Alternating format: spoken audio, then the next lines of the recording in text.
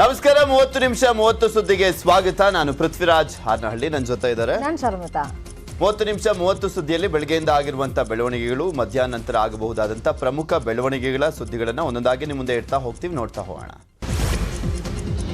ಕಲ್ಯಾಣ ಕರ್ನಾಟಕದ ಮೇಲೆ ಕಣ್ಣಿಟ್ಟಿರುವಂತಹ ಅಮಿತ್ ಶಾ ಇಂದು ಬಳ್ಳಾರಿಯ ಸಂಡೂರಿಗೆ ಆಗಮಿಸಲಿದ್ದಾರೆ. ಕೆಲ ಹೊತ್ತಲ್ಲೇ ಹುಬ್ಬಳ್ಳಿ ವಿಮಾನ ನಿಲ್ದಾಣಕ್ಕೆ ಅಮಿತ್ ಶಾ ಆಗಮಿಸಲಿದ್ದಾರೆ.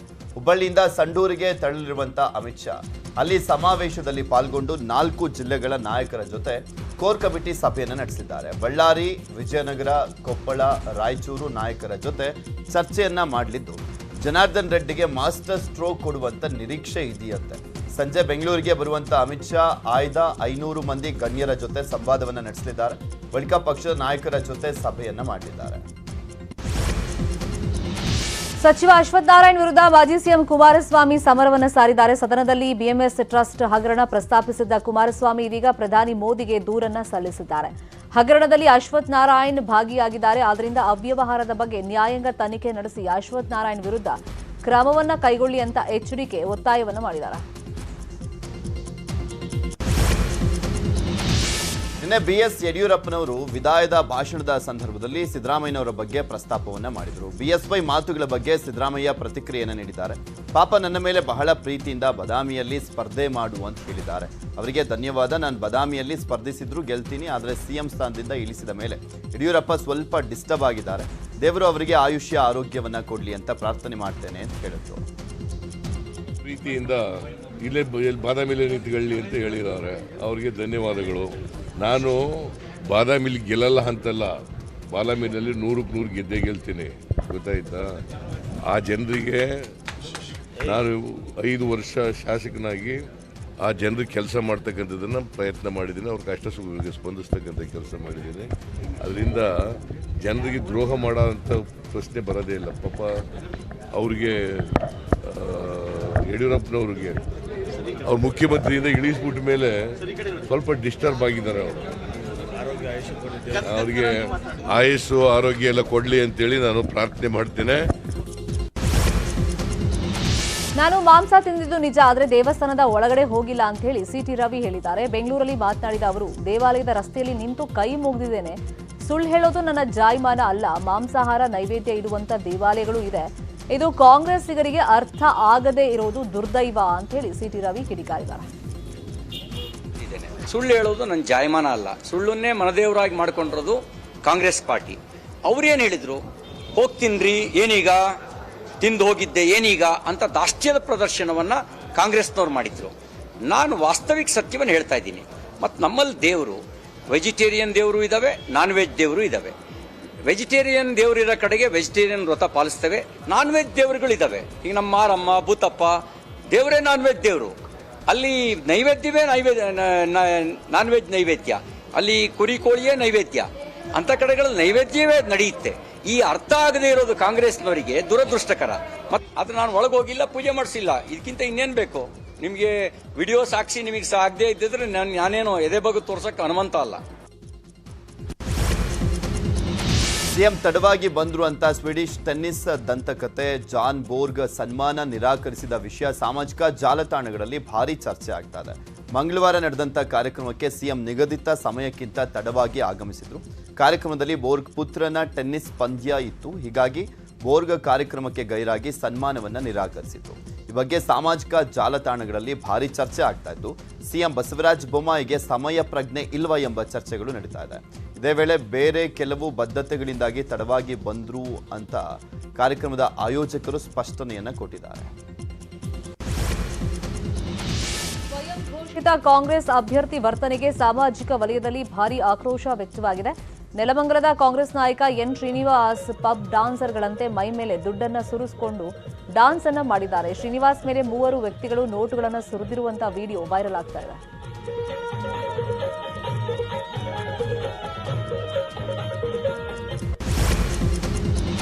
ಮಂಡ್ಯ DC ಕಚೇರಿಗೆ ನುಗ್ಲಿಕ್ಕೆ ರೈತ ಸಂಘದ ಕಾರ್ಯಕರ್ತರು ಯತ್ನಿಸಿದ್ದಾರೆ. ವಿವಿಧ ಬೇಡಿಕೆಗಳ ಈಡೇರಿಕೆಗೆ ಆಗ್ರಹಿಸಿ ರೈತ ಸಂಘದ ಕಾರ್ಯಕರ್ತರು ಪ್ರತಿಭಟನೆಯನ್ನು ನಡೆಸಿದ್ದಾರೆ.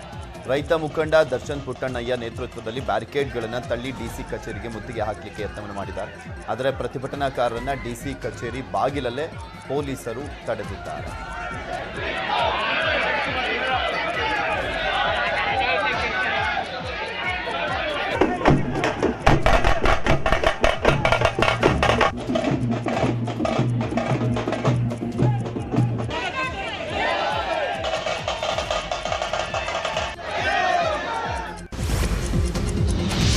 ರೂಪಾ ಹಾಗೂ ಸಿಂಧೂರಿ ನಡುವಿನ ಕಲಹ ತಾರಕಕ್ಕೇರಿದೆ. ಡಿ ರೂಪಾ ವಿರುದ್ಧ ರೋಹಿಣಿ ಸಿಂಧೂರಿ 1 ಕೋಟಿಯ ಮಾನನಷ್ಟ ಕೇಸ್ ಹಾಕುವಂತ ಸಾಧ್ಯತೆಗಳಿದೆ. 2 ದಿನಗಳ ಹಿಂದೆಯೇ ರೂಪಾಗೆ ವಕೀಲ ಸಿವಿ ನಾಗೇಶ್ ಮೂಲಕ ನೋಟಿಸ್ ಅನ್ನು ನೀಡಲಾಗಿದೆ. ಬರೋಬ್ಬರಿ 21 ಅಂಶಗಳನ್ನು ಉಲ್ಲೇಖ ಮಾಡಲಾಗಿದ್ದು, ಫೇಸ್ಬುಕ್ನಲ್ಲಿರುವಂತಹ ಪೋಸ್ಟ್ ಡಿಲೀಟ್ ಮಾಡಬೇಕು, ಲಿಖಿತವಾಗಿ ಕ್ಷಮಾಪಣೆಯನ್ನ ಕೇಳಬೇಕು ಅಂತ ಹೇಳಿ ಉಲ್ಲೇಖಿಸಲಾಗಿದೆ. ಕಂಠಪೂರ್ತಿ ಕುಡಿದ ವ್ಯಕ್ತಿಯೊಬ್ಬ ಬಸ್ನಲ್ಲಿ ಯುವತಿಯ ಸೀಟ್ ಮೇಲೆ ಮೂತ್ರ ವಿಸರ್ಜನೆ ಮಾಡಿದಂಥ ಘಟನೆ ಹುಬ್ಬಳ್ಳಿಯಲ್ಲಿ ನಡೆದಿರುವಂಥದ್ದು. ವಿಜಯಪುರದಿಂದ ಮಂಗಳೂರಿಗೆ ಹೊರಟಿದ್ದಂಥ ಬಸ್ನಲ್ಲಿ 32 ವರ್ಷದ ಕುಡುಕ ಪ್ರಯಾಣಿಕನೊಬ್ಬ ಎಲ್ಲರ ಜೊತೆ ಊಟಕ್ಕೆ ಇಳಿದಿರಲಿಲ್ಲ. ಬದಲಿಗೆ ಯುವತಿಯ ಸೀಟ್ ಮೇಲೆ ಮೂತ್ರ ವಿಸರ್ಜಿಸಿದ್ದಾನೆ. ಆಗ ಕುಡುಕನ ವರ್ತನೆ ಕಂಡು ಯುವತಿ ಕೆಂಡಾಮಂಡಲವಾಗಿದ್ದಾಳೆ. ವಿಷಯವನ್ನ ಚಾಲಕ ಮತ್ತು ನಿರ್ವಾಹಕರಿಗೆ ತಿಳಿಸಿದ್ದಾಳೆ. ಈ ಬಗ್ಗೆ ಯುವತಿ ದೂರನ್ನ ನೀಡಲಿಕ್ಕೆ ಹಿಂದೇಟನ್ನು ಹಾಕಿದ್ದಾರೆ. ಇನ್ನು ಬಸ್ ಚಾಲಕ ಸಂತೋಷ್ ಹಾಗೂ ನಿರ್ವಾಹಕ ಉಮೇಶ್ ಈ ಬಗ್ಗೆ ವಿಭಾಗೀಯ ಮುಖ್ಯಸ್ಥರಿಗೆ ದೂರನ್ನ ಕೊಟ್ಟಿದ್ದಾರೆ. ಮೊನ್ನೆ ಮಂಗಳೂರು ಜಿಲ್ಲೆಯ ಕಾಲೇಜುಗಳಲ್ಲಿ ಡ್ರಗ್ಸ್ ದಂಧೆ ಭೇದಿಸಲಾಗಿತ್ತು. ಇದೀಗ ಉಡುಪಿ ಜಿಲ್ಲೆಯ ಮಾಹೆ ವಿಶ್ವವಿದ್ಯಾಲಯದ 42 ವಿದ್ಯಾರ್ಥಿಗಳನ್ನ ಸಸ್ಪೆಂಡ್ ಮಾಡಲಾಗಿದೆ. ಮಣಿಪಾಲದಲ್ಲಿ ಡ್ರಗ್ಸ್ ಸೇವನೆ ಪ್ರಕರಣಗಳು ಹೆಚ್ಚಾಗಿದ್ದು 1 ತಿಂಗಳ ಅವಧಿಗೆ ಅಮಾನತು ಮಾಡಿ ಆದೇಶವನ್ನು ಹೊರಡಿಸಲಾಗಿದೆ. ಸ್ಮಾರ್ಟ್ ವಾಚ್ನಲ್ಲಿ ಡ್ರಗ್ಸ್ ಸರಬರಾಜು ಬೆಳಕಿಗೆ ಬಂದಿದೆ.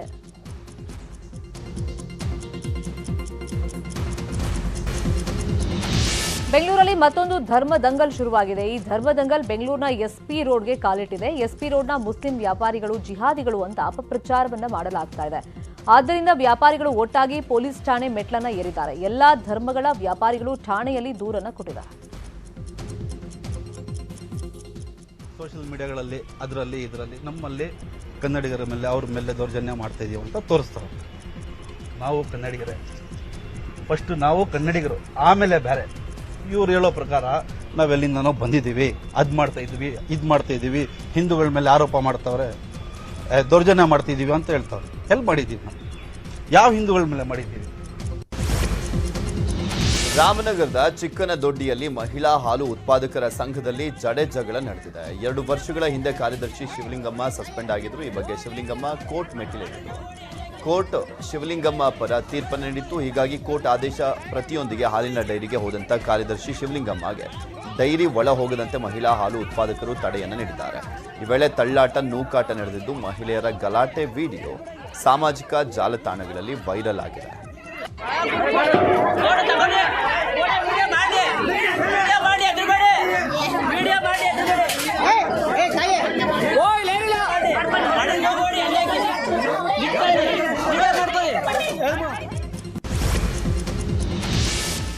ವಿಜಯಪುರದ ಬಬಲಾದಿ ಜಾತ್ರೆಯಲ್ಲಿ ದೋಣಿ ಪಲ್ಟಿಯಾಗಿದೆ. ಬಬಲಾದಿ ಜಾತ್ರೆಗೆ ಬಂದು ವಾಪಸ್ ಹೋಗುವಾಗ ಅವಘಡ ಸಂಭವಿಸಿದೆ.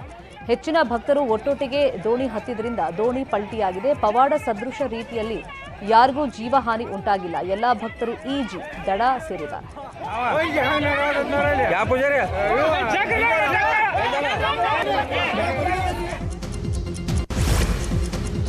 ಮೀನುಗಾರಿಕೆ ನಡೆಸುತ್ತಿದ್ದಾಗ ಅವಘಡಕ್ಕೆ ತುತ್ತಾಗಿ ಮುಳುಗ್ತಾ ಇದ್ದಂಥ ಬೋಟ್ನಿಂದ 4 ಮೀನುಗಾರರನ್ನ ರಕ್ಷಣೆ ಮಾಡಲಾಗಿದೆ. ಉತ್ತರ ಕನ್ನಡ ಜಿಲ್ಲೆಯ ಹೊನ್ನಾವರ ತಾಲೂಕಿನ ಅರಬ್ಬಿ ಸಮುದ್ರ ವ್ಯಾಪ್ತಿಯಲ್ಲಿ ಜೈ ಭಾರತ್ ಹೆಸರಿನ ಆಳಸಮುದ್ರ ಮೀನುಗಾರಿಕಾ ಬೋಟು ಮುಳುಗುವ ಹಂತದಲ್ಲಿತ್ತು. ಆಗ ಲಲಿತ್ ಎಂಬ ಮೀನುಗಾರಿಕಾ ಬೋಟ್ ರಕ್ಷಣೆಗೆ ಧಾವಿಸಿದ್ದು ಮುಳುಗ್ತಾ ಇದ್ದಂಥ ಬೋಟ್ನಿಂದ 4 ಮೀನುಗಾರರನ್ನ ರಕ್ಷಣೆ ಮಾಡಲಾಯಿತು. 30 ವರ್ಷ ದಾಟಿದ್ರೂ ಮದುವೆ ಆಗದೇ ಇರೋದಕ್ಕೆ ಮಂಡ್ಯದಲ್ಲಿ ಬ್ರಹ್ಮಚಾರಿಗಳು ಮಾದಪ್ಪನ ಬೆಟ್ಟಕ್ಕೆ ಪಾದಯಾತ್ರೆಯನ್ನ ಹೊರಟಿದ್ದಾರೆ. ವಧು ಸಿಗಲಿ ಅಂತ ಪ್ರಾರ್ಥನೆ ಮಾಡಿ ಮಾದಪ್ಪನ ಸನ್ನಿಧಿಗೆ ಕಾಲ್ನಡಿಗೆಯಲ್ಲೇ ತೆರಳಿದ್ದಾರೆ. ಇವತ್ತು ಕೆಎಂ ದೊಡ್ಡಿ ಗ್ರಾಮದ ವೆಂಕಟೇಶ್ವರ ದೇವಸ್ಥಾನದಿಂದ ಪಾದಯಾತ್ರೆ ಆರಂಭ ಆಗಿದೆ. ಬ್ರಹ್ಮಚಾರಿಗಳ ನಡೆ ಮಾದಪ್ಪನ ಬೆಟ್ಟದ ಕಡೆ ಎಂಬ ಘೋಷ ವಾಕ್ಯದೊಂದಿಗೆ ಕಾಲ್ನಡಿಗೆಯನ್ನ ಶುರು ಮಾಡಿದ್ದಾರೆ. ನಮ್ಮ ಕೆಎಂ ದೊಡ್ಡಿ ಭಾಗದಿಂದ ಬ್ರಹ್ಮಚಾರಿಗಳು ಶ್ರೀ ಲಕ್ಷ್ಮೀ ವೆಂಕಟೇಶ್ವರ ಸ್ವಾಮಿ ದೇವಸ್ಥಾನದಿಂದ ಮಲೈ ಮಾದೇಶ್ವರ ಬೆಟ್ಟಕ್ಕೆ ಮಳವಳ್ಳಿ ಅನೂರು ಮಾರ್ಗವಾಗಿ ಪಾದಯಾತ್ರೆಯನ್ನು ಹೊರಡ್ತಾ ಇದ್ದೀವಿ.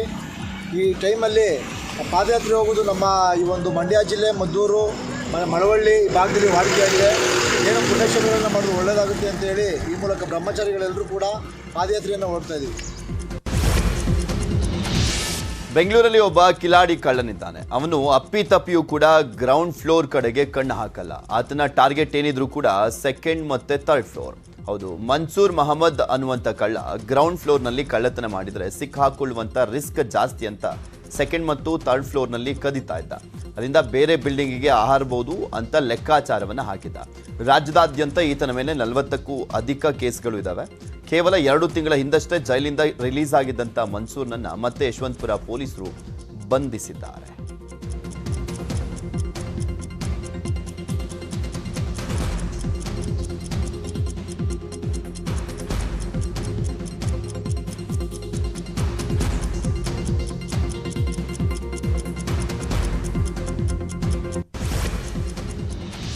ಕಲುಷಿತ ನೀರಿನಿಂದ 3 ಮೃತಪಟ್ಟರು. ಯಾದಗಿರಿ ಜಿಲ್ಲಾಡಳಿತ ಎಚ್ಚೆತ್ತುಕೊಂಡಿಲ್ಲ. ಯಾದಗಿರಿಯ ಅನಪುರ ಗ್ರಾಮಸ್ಥರಿಗೆ ನಿತ್ಯವೂ ನೀರಿನದ್ದೇ ಚಿಂತೆ ಆಗ್ಬಿಟ್ಟಿದೆ. ಕುಡಿಯೋ ನೀರಿನ ಪೈಪ್ ಲೀಕ್ ಆಗಿ ಚರಂಡಿ ನೀರು ಮಿಕ್ಸ್ ಆಗಿ ಅದೇ ನೀರು ಜನರಿಗೆ ಸರಬರಾಜಾಗ್ತಾ ಇದೆ. ಪೈಪ್ ಲೀಕ್ ಆಗ್ತಾ ಇದ್ರೂ ಅಧಿಕಾರಿಗಳು ಮೌನ ವಹಿಸಿದ್ದಾರೆ. ಅಧಿಕಾರಿಗಳ ವಿರುದ್ಧ ಅನಪುರ ಗ್ರಾಮಸ್ಥರು ಸಿಡಿದೆದ್ದಿದ್ದು ಶುದ್ಧ ಕುಡಿಯೋ ನೀರು ಪೂರೈಸುವಂತೆ ಗ್ರಾಮಸ್ಥರು ಆಗ್ರಹವನ್ನು ಮಾಡಿದ್ದಾರೆ. ಊರಾಗ ನೀರಿಲ್ರಿ, ಬರಬರಿಲ್ಲ ನೀರು, ಹಂಗೆ ಬಿಡಕತ್ತಾರ. ನೀರು ವೇಸ್ಟ್. ಪೈಪ್ ಹೊಡೆದ್ರೆ ಯಾರು ಕೇರ್ ಮಾಡಲ್ಲ, ಯಾರು ಹಚ್ಗಲ್ಲ. ಎಲ್ಲ ಹೇಳಿ ಕಂಪ್ಲೇಂಟ್ ಮಾಡಿ ಸಾಕಾಗ್ಯದ. ಫಿಲ್ಟರ್ ನೀರು ಚಾಲು ಇದ್ದು 1 ವರ್ಷ ಆಯ್ತು. ನಳದ ನೀರು ರೀ, ಅದು ಬರಬರಿ ಇಲ್ಲ ನೀರು. ಅದು ಟಾಕಿ ತೊಳೆಯಲ್ಲ, ಏನು ತೊಳೆಯಲ್ಲ, ವೇಸ್ಟ್ ನೀರು ಬರ್ತಾವ. ಪೈಪ್ಲೈನ್ ಬಿ ಹಿಂಗೆ ಹೊಡೆದು ಎಲ್ಲ ವೇಸ್ಟ್ ಬರ್ತಾವ. ಹಂಗೆ ಕೊಡ್ತೀವಿ ನಾವು. ಏನಾನ ಸಮಸ್ಯೆ ಆದ್ರೂ ಹಾಸ್ಪಿಟಲ್ಗೆ ರೊಕ್ಕ ಇಡೇಬೇಕು. ಫಿಲ್ಟರ್ ನೀರು ಕೊಡ್ಬೇಕು ನಮ್ಮ ಏರಿಯಾದಲ್ಲಿ. ಚಲೋ ನೀರು ಬಿ. ರಾಹುಲ್ ಗಾಂಧಿ ಮದುವೆ ವಿಚಾರ ಆಗಾಗ ಸುದ್ದಿ ಆಗ್ತಲೇ ಇರುತ್ತೆ. ಪ್ರತಿ ಸಂದರ್ಶನದಲ್ಲೂ ಮದುವೆ ವಿಷಯ ಸದ್ದು ಮಾಡುತ್ತೆ. ಇಟಾಲಿಯನ್ ಸುದ್ದಿ ಪತ್ರಿಕೆಯೊಂದು ರಾಹುಲ್ ಗಾಂಧಿ ಇಂಟರ್ವ್ಯೂ ಮಾಡಿದಾಗ 52 ವರ್ಷ ಆದರೂ ಇನ್ನೂ ಸಿಂಗಲ್ ಆಗಿರೋದು ಯಾಕೆ ಅಂತ ಪ್ರಶ್ನೆ ಕೇಳಿತ್ತು. ಅದಕ್ಕೆ ಉತ್ತರ ಕೊಟ್ಟಿರುವಂತ ರಾಹುಲ್ ಗಾಂಧಿ, ನನ್ನ ಮನಸ್ಸಲ್ಲೂ ಮದುವೆ ಆಗಬೇಕು, ಮಕ್ಕಳನ್ನ ಹೊಂದಬೇಕು ಅನ್ನೋ ಆಸೆ ಹುಟ್ಟಿತ್ತು. ಆದರೆ ಮಾಡಬೇಕಾದ ಹಲವು ಕೆಲಸಗಳಿವೆ. ನಾನು ಯಾಕೆ ಮದುವೆ ಆಗಿಲ್ಲ ಅನ್ನೋಕೆ ನಿರ್ದಿಷ್ಟ ಕಾರಣವೇ ಇಲ್ಲ ಅಂತ ಉತ್ತರ ಕೊಟ್ಟಿದ್ದಾರೆ.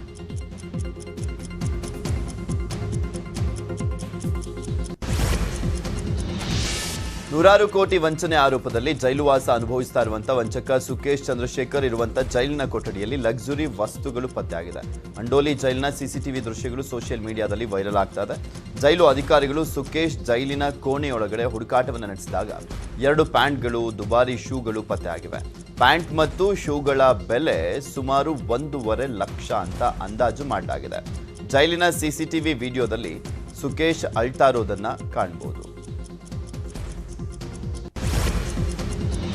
6 ಮಂದಿ ಸ್ಥಾಯಿ ಸಮಿತಿ ಸದಸ್ಯರ ಚುನಾವಣೆ ವೇಳೆ ದೆಹಲಿ ಮಹಾನಗರ ಪಾಲಿಕೆಯಲ್ಲಿ ಹೈಡ್ರಾಮಾ ನಡೆದಿದ್ದು ಬಿಜೆಪಿ ಮತ್ತು ಆಮ್ ಆದ್ಮಿ ಕೌನ್ಸಿಲರ್ಗಳು ಪರಸ್ಪರ ಹೊಡೆದಾಟವನ್ನು ಮಾಡಿಕೊಂಡಿದ್ದಾರೆ. ಮೇಯರ್ ಆಯ್ಕೆ ಬಳಿಕ ನಡೆದಂತ ಪ್ರಕ್ರಿಯೆಯಲ್ಲಿ ತಡರಾತ್ರಿವರೆಗೂ ಸದಸ್ಯರು ಸದನದಲ್ಲಿ ಗದ್ದಲವನ್ನು ಸೃಷ್ಟಿ ಮಾಡಿದ್ದಾರೆ.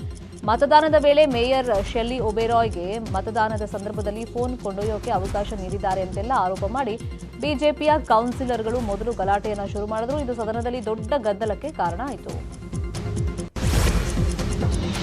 ಸನ್ರೈಸರ್ಸ್ ಹೈದರಾಬಾದ್ 16ನೇ ಆವೃತ್ತಿಯ ಐಪಿಎಲ್ ಆರಂಭಕ್ಕೂ ಮುನ್ನ ತನ್ನ ತಂಡಕ್ಕೆ ನೂತನ ನಾಯಕನನ್ನು ನೇಮಿಸಿದೆ. ದಕ್ಷಿಣ ಆಫ್ರಿಕಾದ ಸ್ಟಾರ್ ಬ್ಯಾಟರ್ ಎಡನ್ ಮಾರ್ಕ್ರನ್ನ ಆಯ್ಕೆ ಮಾಡಲಾಗಿದೆ.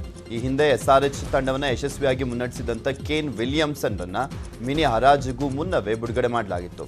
ಇತ್ತೀಚೆಗೆ ಮುಗಿದ ದಕ್ಷಿಣ ಆಫ್ರಿಕಾದ T20 ಲೀಗ್ನ ಮೊದಲ ಸೀಸನ್ನಲ್ಲಿಯೇ ಸನ್ರೈಸರ್ಸ್ ತಂಡವನ್ನು ಮಾರ್ಕ್ ಚಾಂಪಿಯನ್ ಮಾಡಿದ್ರು. ಇನ್ನೊಂದು ಕಡೆ ದೆಹಲಿಗೆ ಡೇವಿಡ್ ವಾರ್ನರ್ ನಾಯಕನಾಗಿ ಆಯ್ಕೆಯಾಗಿದ್ದು ಅಕ್ಷರ್ ಪಟೇಲ್ ಉಪನಾಯಕನ ಸ್ಥಾನವನ್ನು ನಿಭಾಯಿಸಲಿದ್ದಾರೆ.